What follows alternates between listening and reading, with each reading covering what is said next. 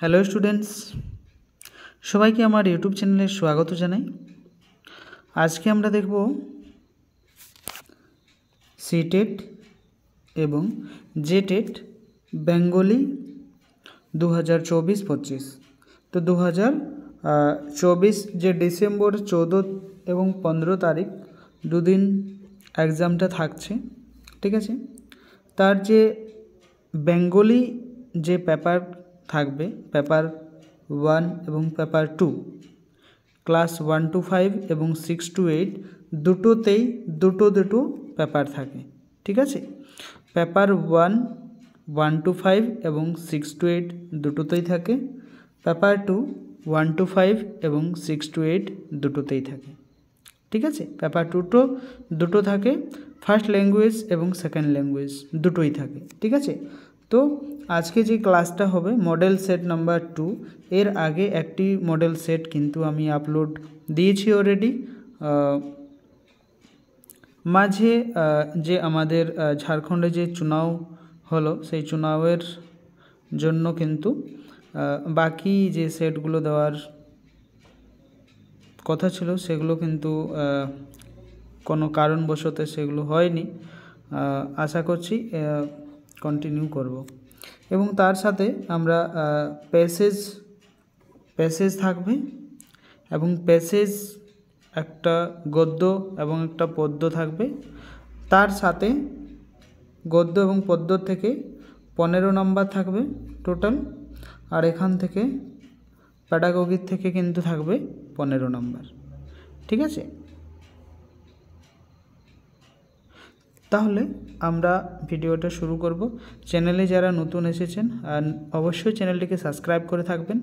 তাহলে কি হবে যে জেটেট যে ফর্ম ফিল আপ হয়ে গেছে অলরেডি,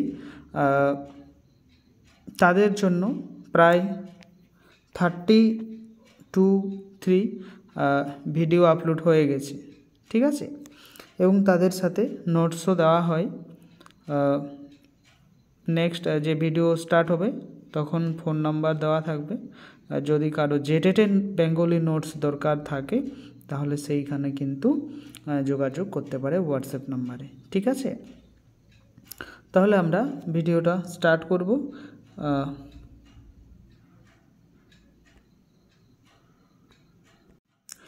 প্রথমত আমরা দেখব যে প্র্যাকটিস সেট নাম্বার 2টা করব, ঠিক আছে। পার্ট 1 থেকে আমরা এখানে প্রথমত এই অনুচ্ছেদ, এটাকে অনুচ্ছেদ বলা হয় এবং ইংরেজিতে প্যাসেজ বলা হয়, ঠিক আছে। তো সেই প্যাসেজ থেকে আমরা প্যাসেজ কিভাবে করব সেগুলো একটা কিন্তু ব্যাপার থাকে। তাহলে প্যাসেজ করার সহজ পদ্ধতি আছে, ঠিক আছে।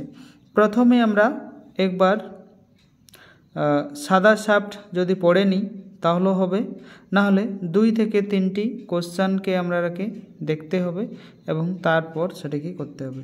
এর অনেকগুলো বিধি আছে, যেটাতে সুবিধা হবে সেটাতে করতে পারো, ঠিক আছে। তাহলে প্রথম আমরা প্যাসেজটাকে একবার পড়ব, প্যাসেজটা পড়ার পর আমরা সেটি করার চেষ্টা করব। তাহলে আমরা এখান থেকে পড়ব, যেটা সঠিক উত্তর হবে সেটাকে আমরা চিহ্নিত করব, ঠিক আছে। তাহলে সে অনেক দিনের কথা, সাদা জামা জোড়া, সাদা দুপাট্টা, পাকা চুলের উপরে ধবধবে, পাগড়ি পরে লখা রানা লোকাকা পায়রাটি সেজে বসে আছেন। তাহলে বসে সেজে আছে। পাহাড়ের উপর শ্বেত পাথরের খোলা ছাদ, আধখানা চাঁদের আলো পড়ছে আর আধখানায় কেল্লার উঁচু পাঁচিলের কালো ছায়া বিছিয়ে গিয়েছে। রানার চারিদিকে সভাসদ পারিষদ, সকলের হাতে এক এক খোরা সিদ্ধি, এখনই জলসা শুরু হবে। চাকরেরা বড় বড় থালায় ফুলের মালা পানের দোলা এনে রেখেছে। গোলাপ আর আতরের গন্ধ, ছাদের এক কোণে একদল নাচনি সোনার ঘুঙুর ওর পায়ে জড়িয়ে দিচ্ছে।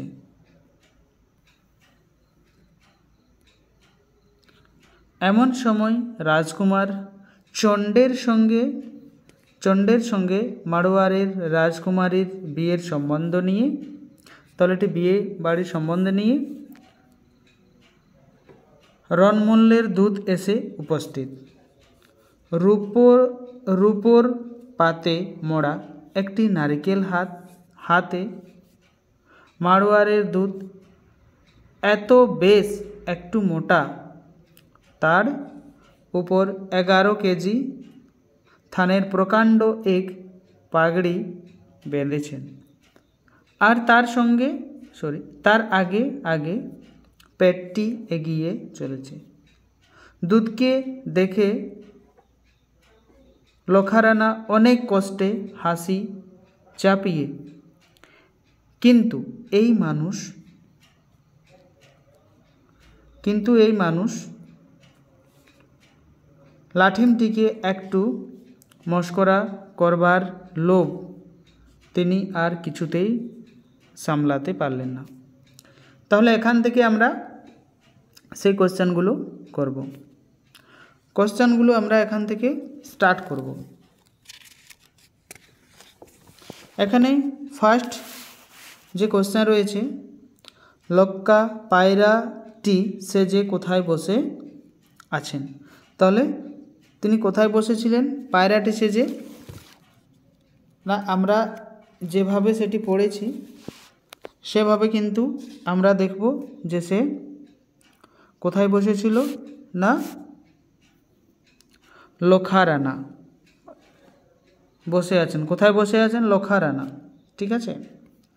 নেক্সট কোশ্চেন আছে, সকলের হাতে এক এক খোরা কি ছিল? না আফিম, গাঁজা, সিদ্ধি, খৈনি। কি ছিল? না সিদ্ধি ছিল। খোরা শব্দের অর্থ কি? এখানে প্রায় সেটি ব্যাকরণের মতো দিয়ে জিজ্ঞাসা করেছে। মানে গদ্য পদ্য থেকে কিছু কিছু প্রশ্ন থাকবে, আধা প্রশ্ন কিন্তু সেখানে ব্যাকরণ থেকেই থাকবে। তাহলে খোরা শব্দের অর্থ কি? তাহলে খোরা শব্দের অর্থ যদি আমরা দেখি, তাহলে পিতলের বড় বাটি, পাথরের বড় বাটি, কাঁসার বড় বাটি, তামার বড় বাটি। কিন্তু খোরা শব্দের এখানে যদি আমরা অর্থ দেখি তাহলে কিন্তু হয়ে যাবে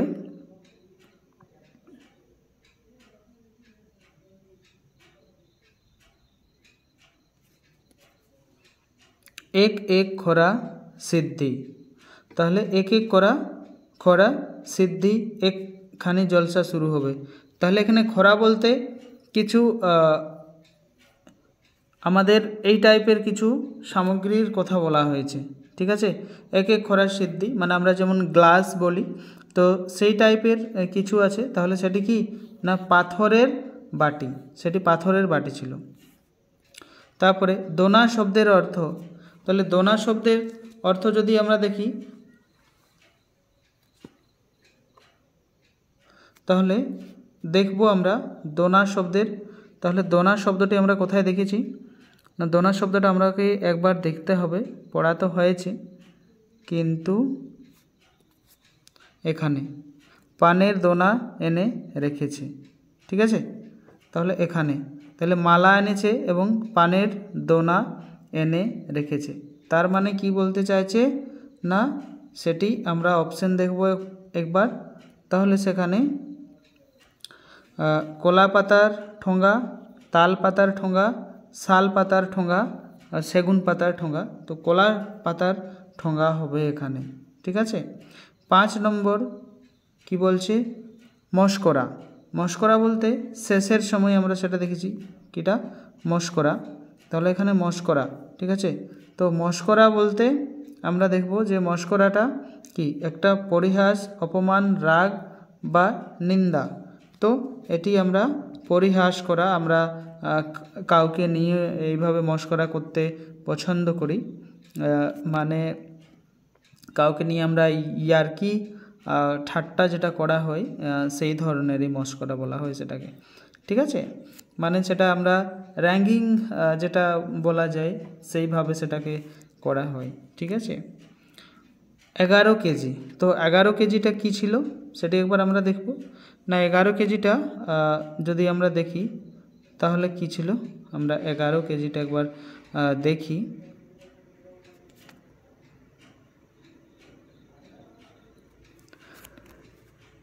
एगारो केजी, এই যে এখানে 11 কেজি ধানের প্রকাণ্ড এক পাগড়ি বেঁধেছেন, তাহলে কী ছিল না পাগড়ি। তাহলে 11 কেজি কী ছিল এখানে, দাড়ির মাপ, স্থানের মাপ, মানুষের মাপ, পোশাকের মাপ। তাহলে এখানে আমরা যদি 6 নম্বরের উত্তর দেখি তাহলে সেটি কী ছিল না মাথার মধ্যে যে পাগড়িটা ছিল সেই পাগড়িটা ছিল, ঠিক আছে। আর সেই পাগড়িটা ছিল কিন্তু 11 কেজি মাপটা, ঠিক আছে। নেক্সট কোশ্চেন রয়েছে না লক্কা পায়রা মানে, লক্কা পায়রা মানে, তাহলে লক্কা পায়রা মানে কি না বড় লেজযুক্ত পায়রা বা সাদা ঠোঁটযুক্ত পায়রা বা কালো পায়রা অথবা খুব বড় পায়রা। তো এটি আমরা লক্কাযুক্ত পায়রা বলতে আমরা দেখি যে বড় লেজযুক্ত পায়রা যেটা সেটাকে আমরা ইঙ্গিত করি, ঠিক আছে। এখন আমরা একটা কবিতা দেখব ছোট্ট মোটো, তারপর আমরা তার কোশ্চেনগুলো কিন্তু দেখব। কি বলছে না বাঁচতে হবে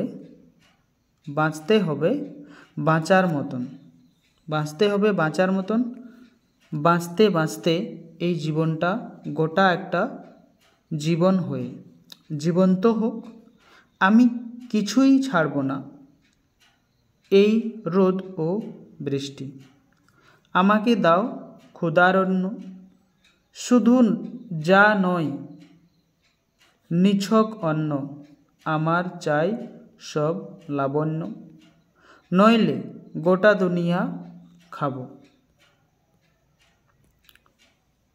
আমাকে কেউ গ্রামে গঞ্জে ভিখারি করে পালিয়ে যাবে, আমায় কেউ নিলাম করবে সুতো করে কামারশালায়, আমি কিছুই ছাড়ব না আর, এখন আমার অন্য খেলা পদ্ম পাতায় ফড়িং, যেমন অপমানের খোয়াল মাতে গোটা জীবন মানুষ সেজে আশা আলো, মানুষ হয়ে ফিরে যাও, বাঁচতে হবে বাঁচার মতন, বাঁচতে বাঁচতে এই জীবনটা গোটা একটা জীবন হয়ে জীবন্ত হোক। তাহলে খুব একটা ভালো ধরনের কবিতা ছিল। এই কবিতা থেকে আমরা বাকি প্রশ্নগুলো কিন্তু এখন করব। এই জীবন কবিতায় কবি সুনীল গঙ্গোপাধ্যায় কিভাবে বাঁচার কথা বলেছেন, তাহলে কেমনভাবে বাঁচার কথা বলেছেন না কোনো রকমে অপমানিত হয়ে বাঁচার মতন করে বা শুধু স্বার্থপর হয়ে, তাহলে এখানে বাঁচার মতন বাঁচতে হবে, ঠিক আছে। যেমন তেমন করে বাঁচলে কিন্তু হবে না, বাঁচার মতন করে বাঁচতে হবে মানুষের মতো, ঠিক। নেক্সট রয়েছে, আমি আমার ফোন নাম্বার তোমাদেরকে বলে দেব, ঠিক আছে। ক্লাসটা শেষ হোক, তারপর 30টি প্রশ্ন থাকবে, যে সিটেটে যেমন থাকে সিটেটে অমনি সেম থাকছে, ঠিক আছে। নেক্সট যে রয়েছে নইলে ডেস দুনিয়ার খাবো, পুরো সম্পূর্ণ গোটা এই, তাহলে পুরো খাবো এটি হবে পুরো অ্যান্সার, আমরা ভালোভাবে পরিচিত সেটি। নেক্সট রয়েছে কবি নিজেকে কোথায় নিলাম করার কথা বলেছেন, তাহলে সুতো কোলে কামারশালায় কোনোটি নয়, ক এবং খ দুটোই। তাহলে সুতো কোলে এবং কামারশালায় দুটোই হবে তার সঠিক উত্তর। ঠিক, এরপর যে কোশ্চেন থাকবে, ঠিক আছে, সেটি থাকবে প্যাডাগোগি। খুব ইন্টারেস্টিং কোশ্চেন থাকবে, সেগুলো কিন্তু 15টা করতে পারলেই হলো। ঠিক আছে, এই জীবন কবিতায় কবি সুনীল গঙ্গোপাধ্যায় কোন খেলার কথা বলেছেন? না, এখানে তিনি বলেছেন পদ্ম পাতায় ফড়িং এর খেলা, নদীর জলে ঢেউয়ের খেলা, ধানের শীষে বাতাসের খেলা, আর মায়ের কোলে শিশুর খেলা। তো এখানে কিন্তু আমরা স্পষ্টভাবে বুঝতে পারছি যে পদ্ম পাতায় ফড়িং এর খেলা, এটি কিন্তু বিশেষভাবে বলেছেন তিনি। নেক্সট কোশ্চেন রয়েছে ক্ষুধা শব্দটি পদান্তর। এখানে পদ পরিবর্তন করতে হবে। ঠিক আছে, পদ পরিবর্তন। তাহলে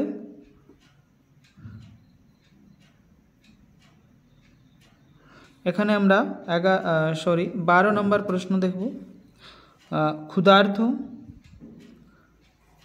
ক্ষুধিত, উভয়ে ভুল, উভয়ে নির্ভুল।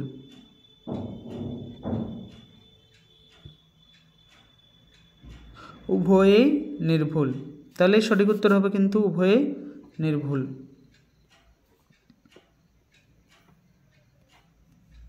এখানে দেখব গ্রামে গঞ্জে শব্দটির সমাস থাকবে কিন্তু। তাহলে সমাস এখানে আমরা 13 নম্বর গ্রামে গঞ্জে, তাহলে দ্বন্দ্ব সমাস। সহার্থক বহুব্রীহি, দ্বিগু ব্যতিহার বহুব্রীহি। ঠিক আছে, তাহলে গ্রামে ও গঞ্জে সমান গ্রামে গঞ্জে, তাহলে কি হবে না দ্বন্দ্ব সমাস হবে। নেক্সট হয়েছে সুদ কালো, সুদকোল শব্দটির সমাস কি হবে? ঠিক আছে, তো 14 নম্বরের সুদকোল, এটি যদি আমরা দেখি তাহলে কিন্তু হয়ে যাবে, এটিও কিন্তু কি হয়ে যাবে ষষ্ঠী তৎপুরুষ সমাস। এটি হবে ষষ্ঠী তৎপুরুষ সমাস, 14 নম্বর খ। নেক্সট রয়েছে আরেকটি প্রশ্ন, তারপর আমরা প্যাডাগোগিতে যাব।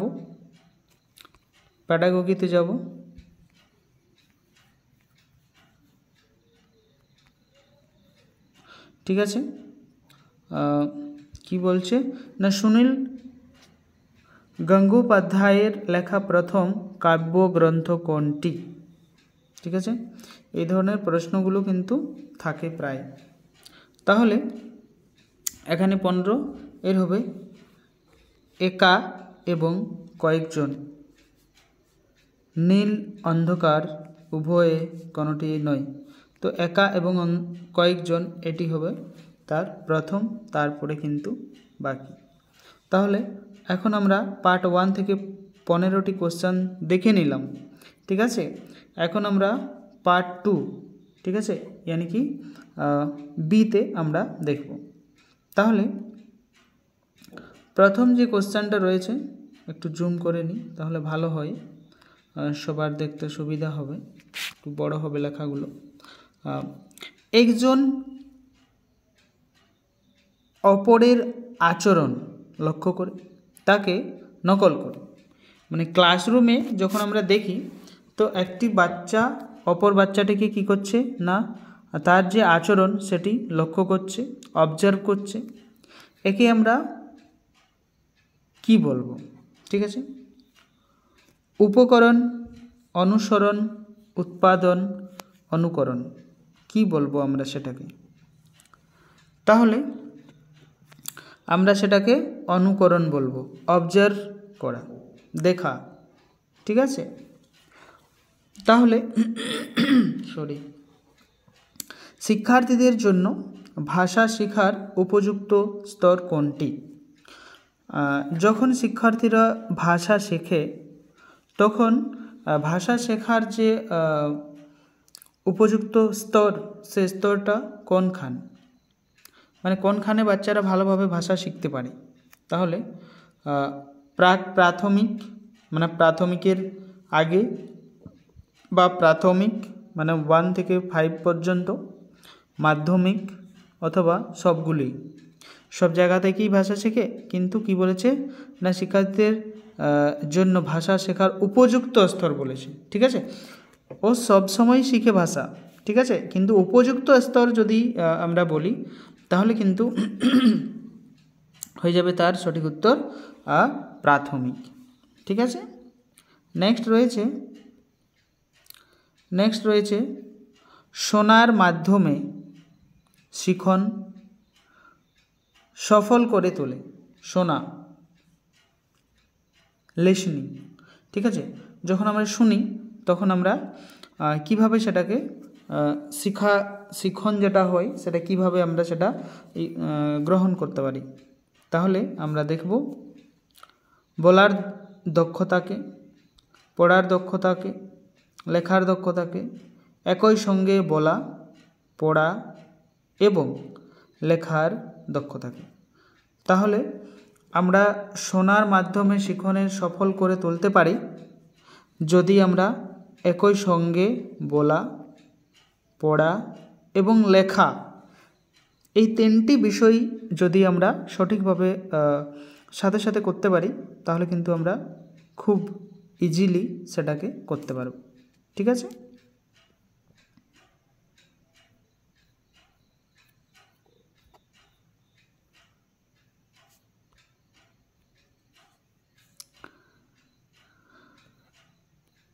উনিশ নম্বর প্রশ্ন রয়েছে।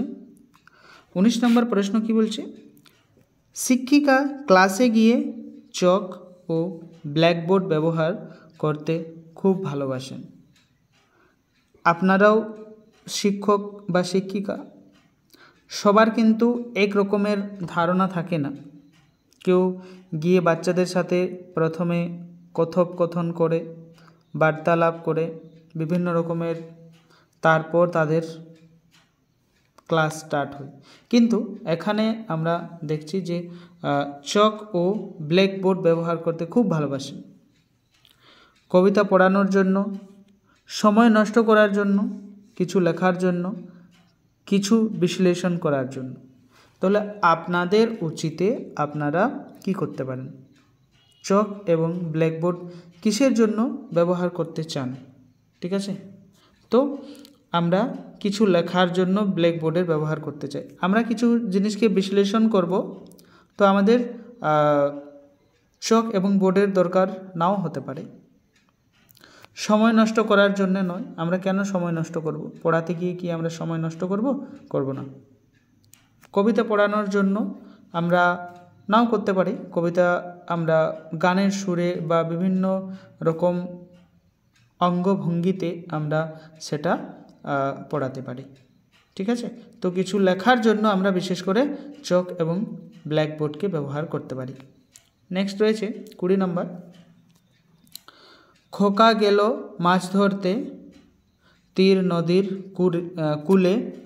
এই ধরনের ছড়া কোন স্তরের শ্রেণীতে পড়ানো যেতে পারে?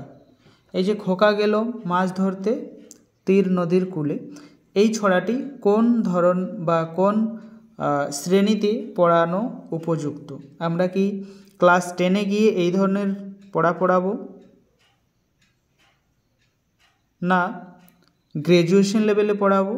না 1-2 বাচ্চাকে পড়াবো? না 6-8 বাচ্চাকে পড়াবো? তাহলে প্রাক প্রাথমিক স্তর, প্রাথমিক স্তর, মাধ্যমিক স্তর, উচ্চ মাধ্যমিক স্তর।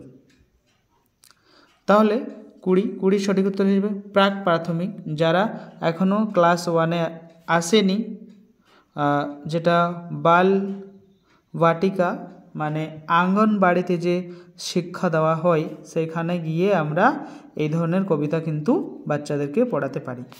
ঠিক আছে, গ্রামের মেলা পড়ানোর জন্য শিক্ষিকা চার্টে মেলার ছবি এঁকে নিয়ে গিয়ে ছাত্রছাত্রীদের জিজ্ঞাসা করলেন, এটি কিসের ছবি? এর মধ্য দিয়ে শিক্ষিকা কি করতে চায়? পূর্ব পাঠের সঙ্গে শিক্ষার্থীর পরিচিতি তৈরি করলেন, পাঠের প্রতি মনোযোগ আকর্ষণ করলেন, পাঠের পর্যায়ে পরিণত মোটিভেশন করে তুললেন, পাঠের পর্যায়গুলি বিশ্লেষিত করার চেষ্টা করলেন। তাহলে পাঠের পর্যায়ে পরিণত মোটিভেশন করে তোলার জন্য বাচ্চাদেরকে আমরাকে মোটিভেশন করতে হবে। মোটিভেশন করাটা একটা পজিটিভ ওয়ার্ড, ঠিক আছে? তাহলে সেখানে এটি হবে তার সঠিক উত্তর। 22 নম্বর যে কোশ্চেনটা রয়েছে, প্রাথমিক স্তরে ব্যাকরণ পড়ানোর জন্য একটি চার্টের পেপারের ছবি এঁকে আনা এবং সংখ্যা, আকৃতি, আয়তন নির্দেশ করা হলো। এটি কি শেখানোর উদ্দেশ্য নিয়ে আঁকা হলো? তাহলে এইগুলো সংখ্যা, আকৃতি, আয়তন এই ধরনের জিনিসগুলো আমরা কিসের জন্য সেই চার্ট পেপারে ছবি এঁকে এনেছি, ঠিক আছে? বিশেষ্য, বিশেষণ, ক্রিয়া, সর্বনাম আঁকা হলো। তাহলে এটি 22-22-এর সঠিক উত্তর কি হবে না, এটি আমরা যে আয়তনগুলো আনেছি এগুলোকে একটা নাম এবং নামের সাথে তার এক একটা গুণ আছে, ঠিক আছে? তাহলে এটি হবে বিশেষণ।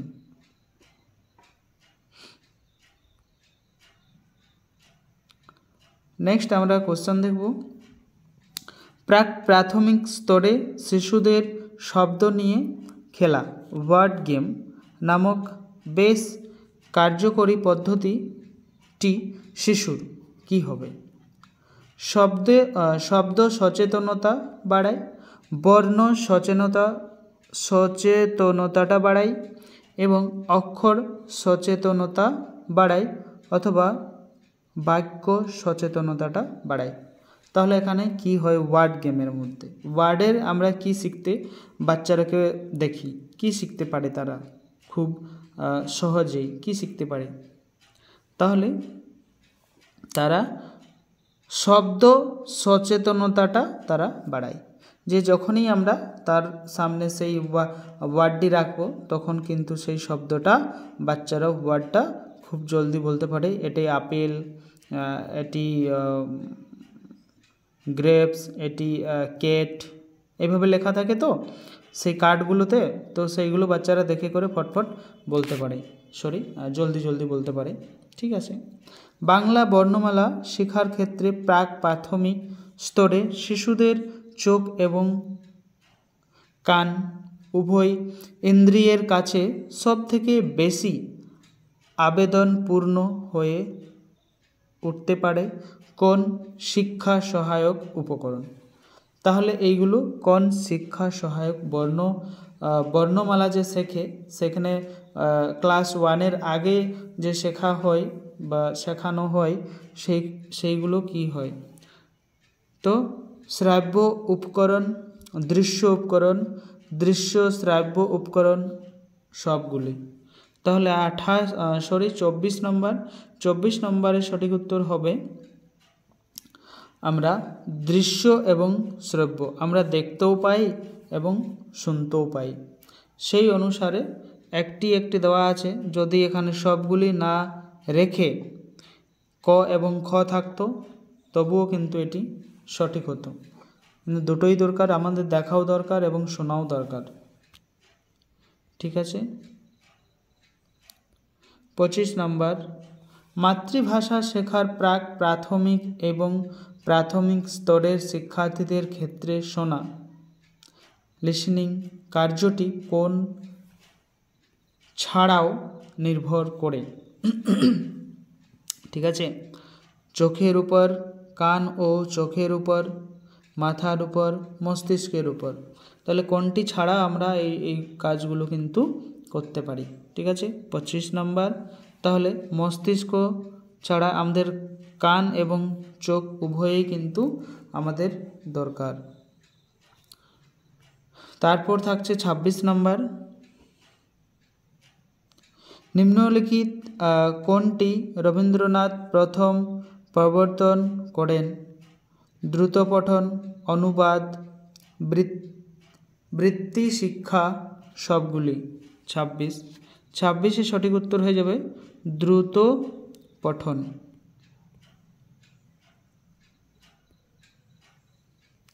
বাংলা ভাষার শব্দ ভাণ্ডার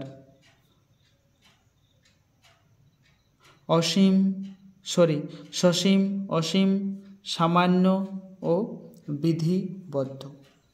27 সঠিক উত্তর হবে অসীম, যার কোনো সীমা নেই।